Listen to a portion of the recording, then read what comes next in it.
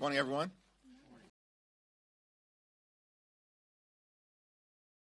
Chair Pete Aguilar as we prepare to depart for the August district work period.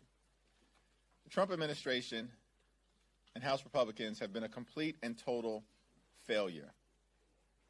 These MAGA extremists promised that they were going to lower costs in the United States of America. In fact, they promised the American people that costs would go down on day one.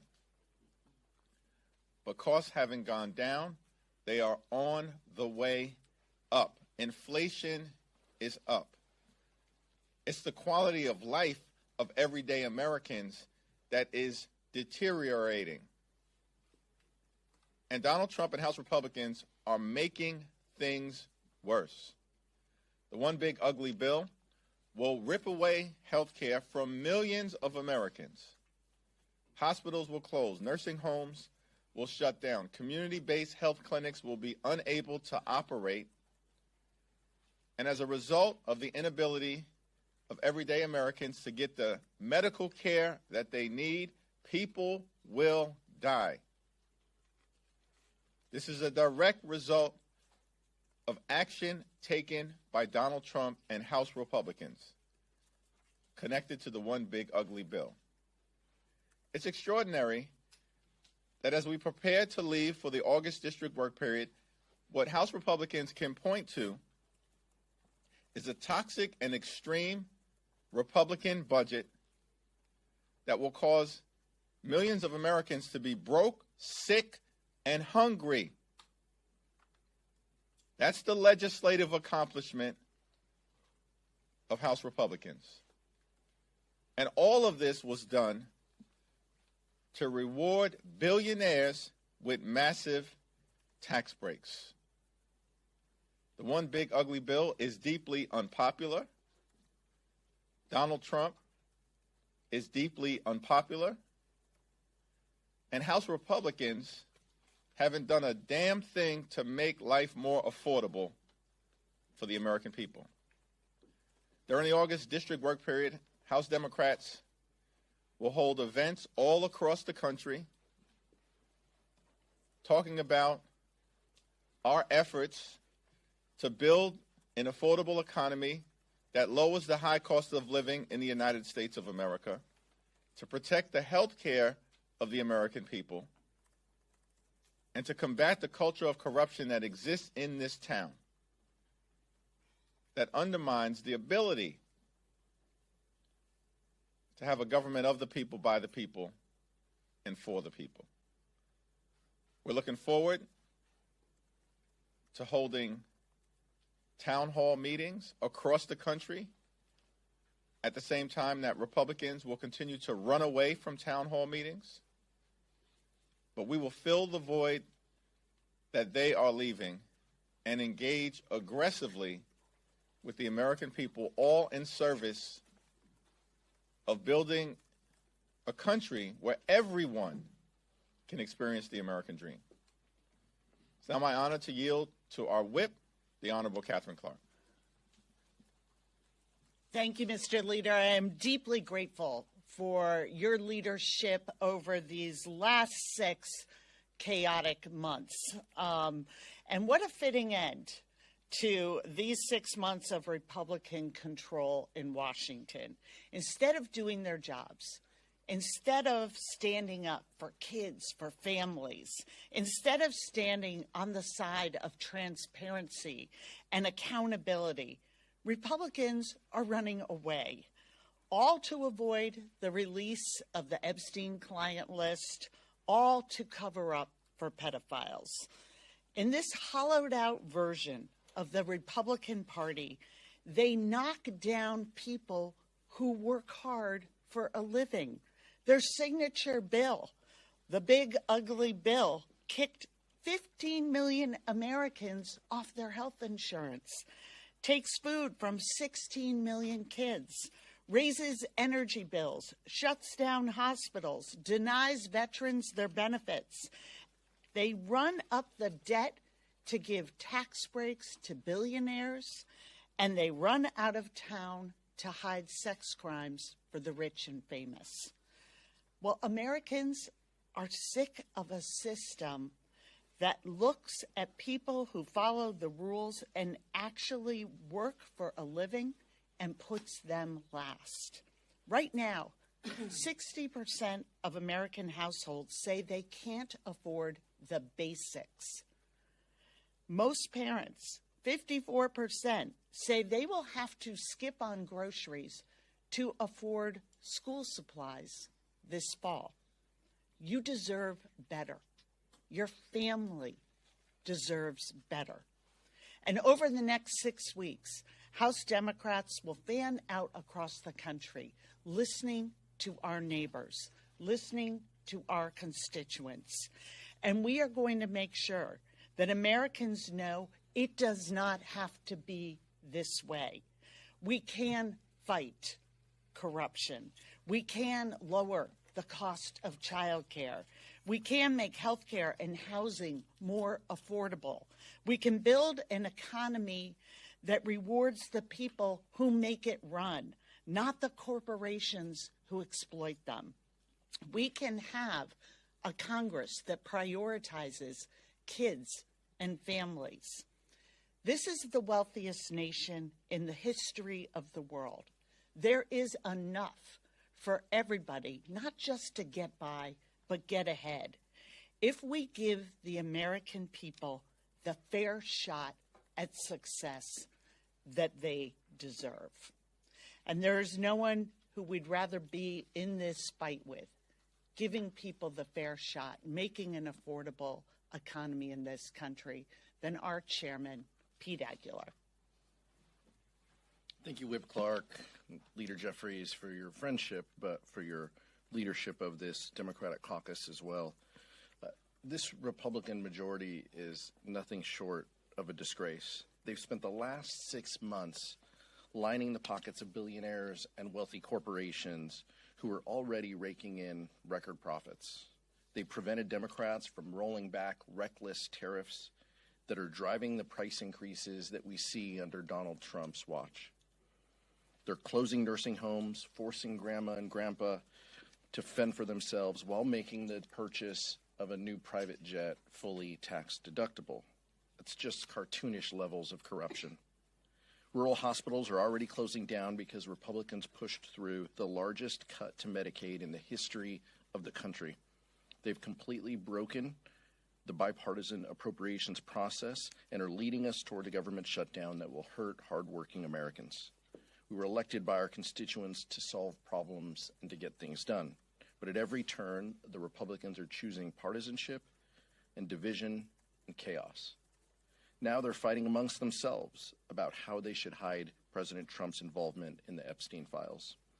Over the next few weeks, House Democrats are going everywhere to talk about the devastating impacts of the Republican cuts to Medicaid and their inability to focus on the most pressing challenges that the American people face. Republicans are too scared to face their own voters and will probably spend the August recess on the run. Turn it over to Leader Jeffries. Thank you, Pete.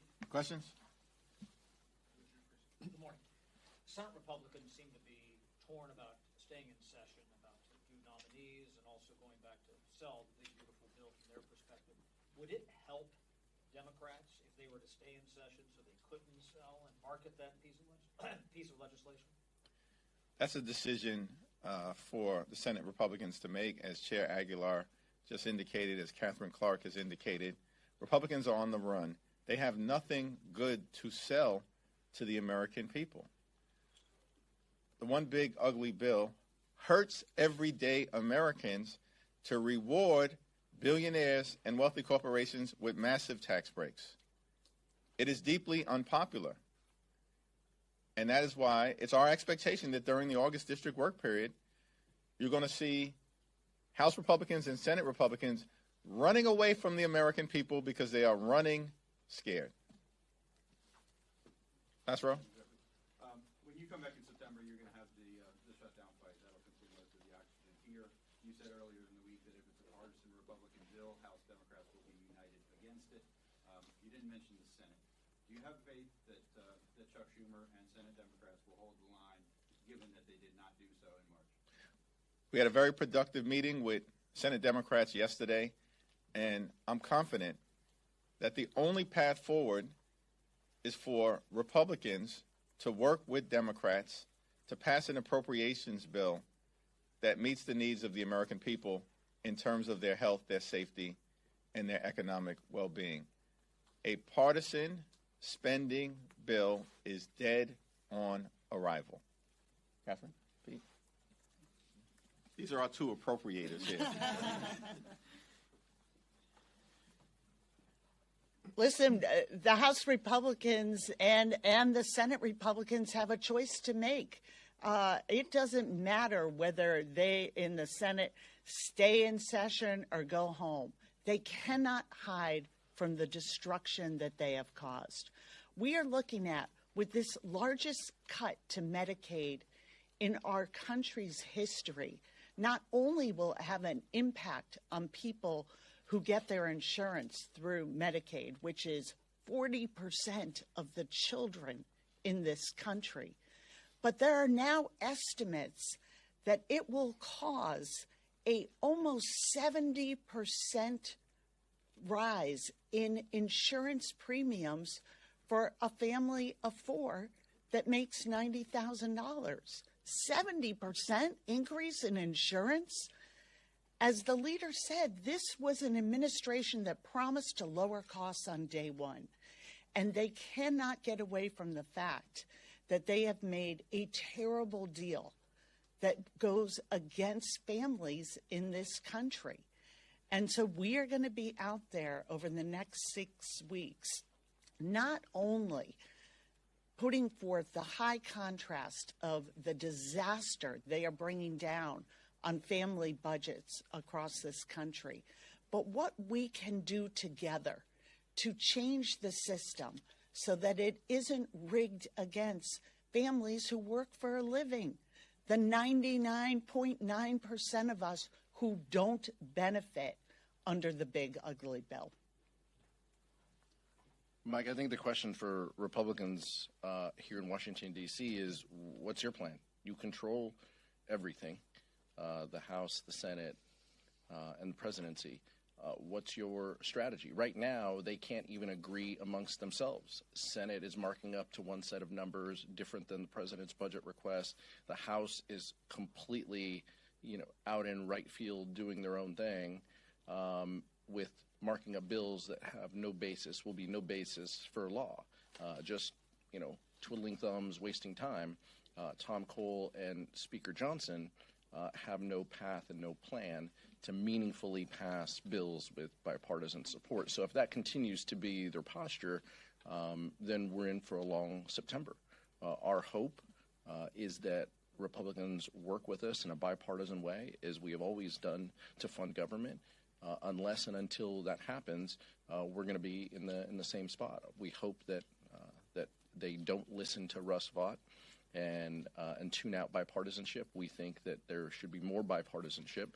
There haven't been any House Republicans, to my knowledge, who have disavowed those statements that the appropriations process should be more partisan, which was his comment. So until that changes, we're going to be in a position where they own everything that is happening in September if we lead toward a shutdown. Thanks. Thank you, Mr. Leader. It's clear that you all will be talking about how unpopular the reconciliation bill is, how bad the provisions are. But do you also think that it's important for you all to present a vision of what a Democratic majority would look like? Are there any policy proposals? Are there any agenda items that you will also pair with the criticism of the bill to offer a contrast to the American people of what it would look like if they gave you all the gavels back? We plan to spend a lot of time talking about our affirmative vision for making life more affordable for the American people, for building an economy that actually works for everyday Americans. We believe in this country that when you work hard and play by the rules, you should be able to live the good life. Good paying job, good housing, good health care, a good education for your children, and a good retirement. That means that Republicans need to keep their hands off of Social Security and Medicare. That's not too much to ask. This is the wealthiest country in the history of the world. That when you work hard and you play by the rules, you can live the good life and experience the American dream. That's our vision for the type of country that we should be fighting hard to bring about. America is too expensive. And we need to make our country more affordable for hard-working American taxpayers.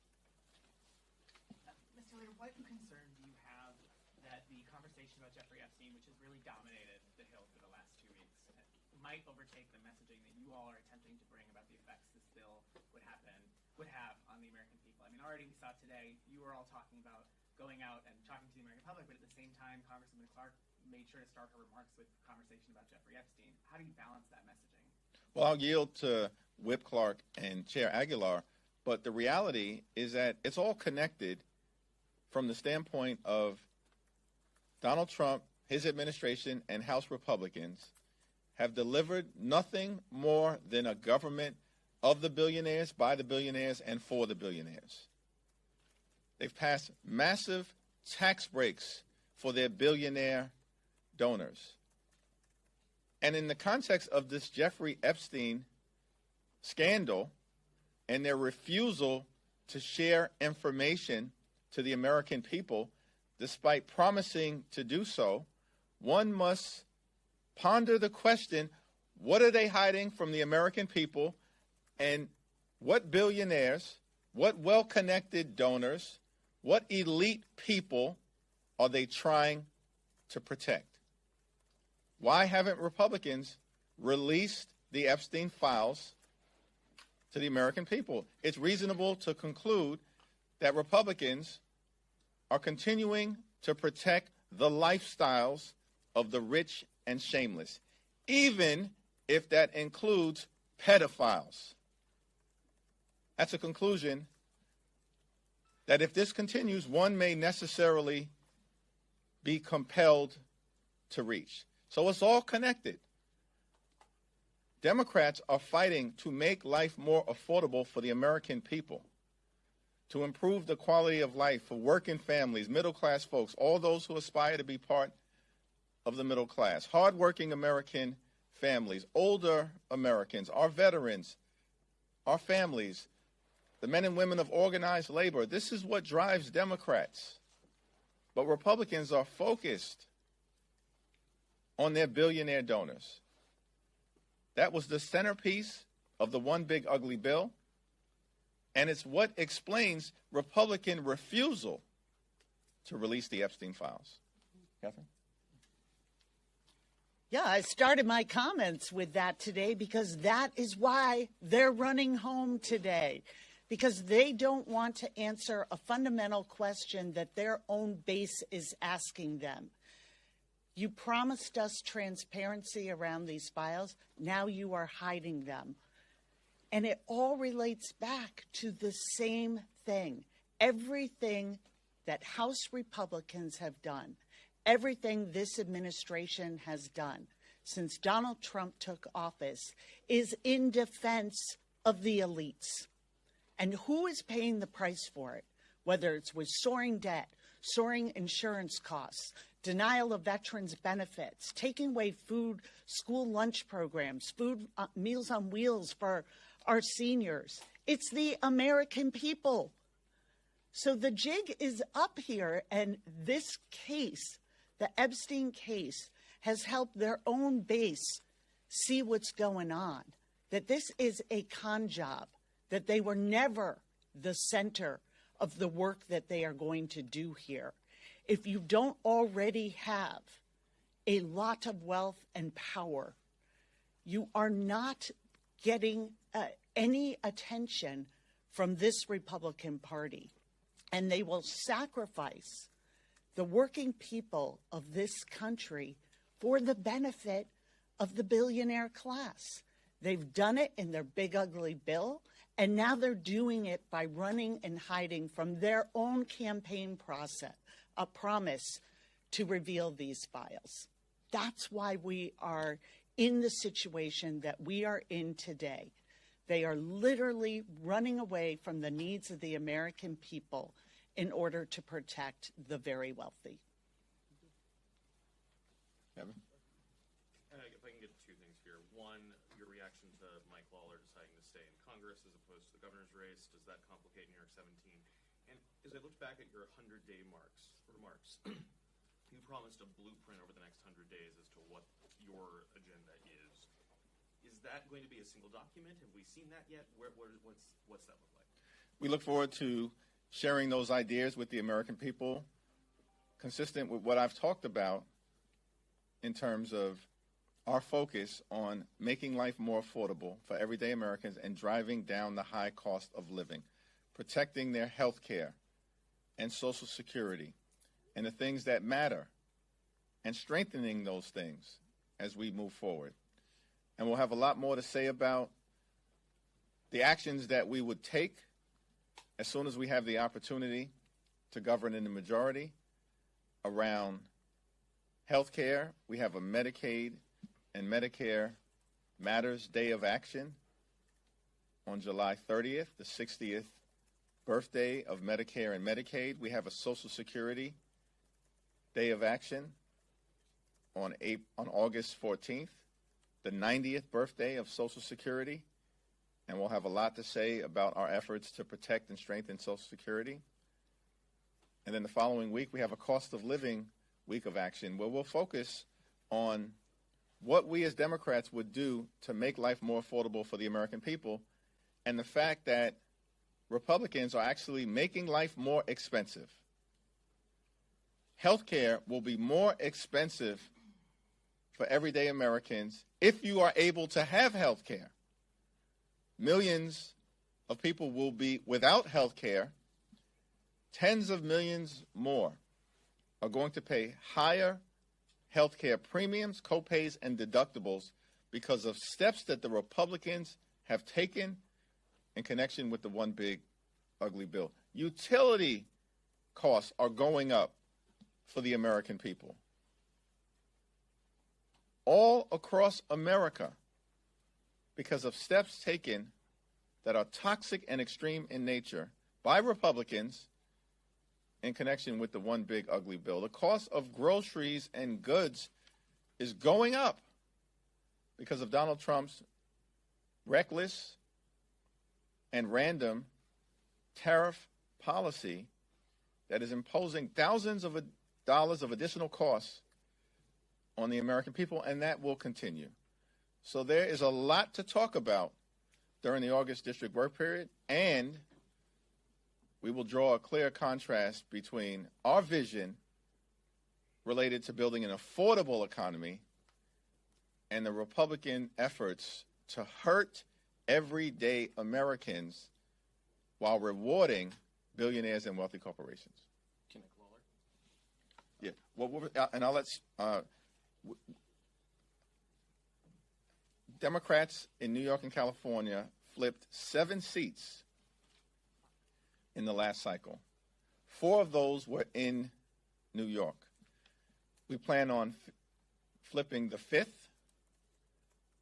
in 2026, and the 17th congressional district will be a high priority, whether the current incumbent seeks re-election or chooses not to do so over the next few months. I'll just say real briefly, I can't let the opportunity go. I feel bad for Mike Lawler and Zach Nunn. They made a critical mistake when they thought about their future aspirations. They asked Donald Trump what he thought, and he told them, sorry, you got to run. John James, Andy Barr declared for higher office and just went. The other 2 said, hey, boss, what do you think? And time again, that's the motto of House Republicans, which is if Donald Trump says jump, they say how high. That's the fundamental difference. As the leader mentioned, in New York and California, the last election, we picked up seats. We look forward to playing offense around the country because the American people know exactly who House Republicans are protecting and who they are fighting for. They know that health care is on the ballot. Health care is at stake. The rich and powerful are protected. That's what's going to be the fundamental difference next November. Thanks. Second row. I want to ask about yesterday's appropriations meeting. Coming out of there, was there any sense that Democrats don't want to set red lines on appropriations yet, like there were in March? We've made very clear that a partisan spending bill that comes out of the House of Representatives will do so without Democratic support. And Senate Democrats have made clear that the only path forward to reaching an enlightened spending agreement is one that is arrived at in a bipartisan way, because that is the path that Democrats are committed to in terms of meeting the needs of the American people related to their health, their safety, national security, and the economic well-being of everyday Americans. A partisan spending bill is dead on arrival in terms of securing significant Democratic support, or any Democratic support, in the House, and I believe that that is the case in the Senate as well. Thank you, Mr. Leader. Past comments from Mamdani resurfaced in which he implies that you were Islamophobic towards him, and he compared your words to those of segregationist George Wallace. What is your response to these comments, and will they be a topic of discussion when you guys meet at the end of this month? We responded in the article that you're making reference to, and that response speaks for itself. Yep. Mr. Leader, just as Cole. you prepared to recess, the Committee on House Administration announced some new upgrades to member security, including an increased member allowance, which I know is something you and the ranking member called for. Do you feel these changes are sufficient? And because this is kind of a pilot program, do you believe they should be implemented long term? We arrived at an agreement that was bipartisan in nature, that involved the highest levels of House Republican and Democratic leadership, as well as the top leaders on the House Administrations Committee, led by Joe Morelli on the Democratic side. That is a substantial step in the right direction, but will be in effect, of course, for the balance of this fiscal year. Conversations are ongoing, in part based on the experiences that members on both sides of the aisle have when they're back home in their districts throughout the August district work period, as to what worked, what helped, and what other areas perhaps are ripe for enhancement. Third row. So I wanted to ask, 6 months into Donald Trump's presidency, a lot of Democratic voters were upset with Democrats because they weren't fighting back enough. You know, at 6 months now, do you think Democrats are fighting back enough, or do you think there's more for you guys to do? We continue to be in a more is more environment. That's more town hall meetings, more speeches, more rallies, more demonstrations, more sit-ins, more press conferences, speeches on the House floor, speeches on the Senate floor, site visits all across the country, steering and policy committee hearings which have been taking place here at the Capitol and across the country. We're going to be in a more is more environment until we can end this national nightmare on behalf of the American people. Go back to this side. Is every member of the Democratic caucus fit mentally and physically to serve another term in Congress? And what role do you see yourself in playing in having conversations with members about retirement or their future here? That's not a discussion that we have had at the moment with individual members who are going to make decisions about their future. And it's my expectation that those decisions will be based on what members conclude is in the best interest of the communities that they have been privileged to represent, as well as themselves, their families, and the values that they hold dear, that we are in the middle of defending on behalf of the American people.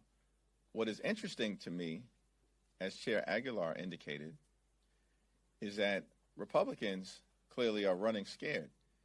And notwithstanding the desire of a member in New York or a member in Iowa to seek other office, because they know that their prospects for re-election are grim, given how disastrous things have been as a result of the Trump administration and the failures of House Republicans. They have been ordered by Donald Trump to seek re-election. In other words, Donald Trump has signed their political death sentence. And as has always been the case, they simply choose to bend the knee, even when it's not in the best interest of their own political future. Republicans are running scared. Every single data point illustrates that reality, including the fact that Republicans are trying to gerrymander in the middle of the decade the Texas congressional map to try to undermine the ability for the nation to have free and fair elections. It's all because Republicans are running scared. They have been a complete and total disaster, and the American people will hold them accountable next November. Speaker Johnson today said he was disenchanted with Fed Chair Powell. I wonder what you make of these comments, and are you worried about President Trump setting a precedent if he does fire Fed Chair Powell? To the extent Donald Trump chooses to fire Chairman Powell, who has done a good job on behalf of the American people and functioned independently, which is what the Federal Reserve is designed to do in terms of monetary policy, Donald Trump will continue his efforts, were he to fire Chairman Powell, to crash the American economy. Leader Jeffries, thank you. Fox News is reporting that Tulsi Gabbard declassified a House report that they say shows that the Obama administration knew that there was no evidence that Putin was pressuring or he wanted to help elect Trump during the 2016 election, but pushed out that report anyway. What is your response to this? I want to yield to Catherine and Pete on this, but is this what we're doing? Like, millions of Americans have lost their health care as a result of actions taken by the Trump administration and House Republicans. Children, veterans, and seniors will go hungry as a result of actions taken by House Republicans and the Trump administration. Everyday Americans are being hurt. Republicans have passed this one big ugly bill that will cause everyday Americans to be broke, sick, or hungry. Republicans are on the run. They can't even get their act together as it relates to releasing the Epstein files that every single one of the top leaders of the Trump Justice Department and the Trump FBI and the vice president and the president himself promised to release. Republicans are on the run. They have done grave damage to the American people. And so when you have nothing to present that's affirmative to the American people, Republicans blame Barack Obama. It's laughable. And a spokesperson for President Obama released a statement that makes that clear. Yeah, it's pathetic. It is pathetic. We have the head of intelligence just trying to worm her way back into the good graces of the White House. And why it is not just pathetic, but so dangerous and wrong-headed is that the American people are waving their arms and saying, we aren't making it in this country. And everything that the GOP is doing is making it worse. It is stretching family budgets that are already stretched to the breaking point. They don't want to talk about how can we cap the cost of childcare so people can afford to work and find childcare so they can get to their jobs knowing their kids are in a quality program. How come we're not talking about ways to help people put that down payment together for a house, how we can build housing in a way that is productive and creates American jobs and drives down the costs? How come they're not talking about helping our veterans who we know rely on our food programs and rely on the VA? You cannot cut tens of thousands of people from the Veterans Administration and look veterans in the eye and say, thank you for your service. We owe them better. And this incessant obsession with getting back in and staying in the good graces of the president has an incredible, dangerous toll for American families. They are the ones that pay the price for these lies and for this fidelity, not to the people of the United States, but to one person, which is Donald Trump. I'm confident that the American people see through this. If a judge rules in a position that Donald Trump disagrees with, they are corrupt. They are terrible. If they rule in a way that he likes, then it is the best decision ever. And his default is blame President Obama, blame Secretary Clinton, blame President Biden. It's been 9.5 years since Barack Obama was in the White House. And is only as a distraction to more Jeffrey Epstein questions does Tulsi Gabbard throw a bone to Donald Trump. That's all this is about. It's a distraction to get back in his good graces after she was prevented from presenting national security information to Capitol Hill and kept out of some of the most important rooms where decisions occur. And it's an effort by Donald Trump to distract from the issues of the day, which is what are House Republicans, what are Republicans in Congress doing? Going on an August recess, having to face their constituents, not having town halls, cutting health care, cutting food security, threatening nursing homes. That's what this is about. And every other effort is just a distraction by Donald Trump to blame someone else. The Trump administration is a malignant clown show. It's a malignant clown show. And every single day, they prove that point. Last question. A number of Democrat members met with Mahmoud Khalil yesterday. Are you on board with them having those meetings? And are you concerned at all that Republicans are going to weaponize this issue against Democrats in the midterms? I have not spoken to any of the members who had that discussion. With respect to the immigration issue more broadly, we believe that we must continue to secure the border. We believe that we have a broken immigration system and it must be fixed in a comprehensive and bipartisan way. We also believe that this is a nation of immigrants. And as Democrats, we will continue to defend dreamers, farm workers, and hard-working immigrant families and push back against the aggressive overreach by the Trump administration that has been unleashed on the American people. Thank you.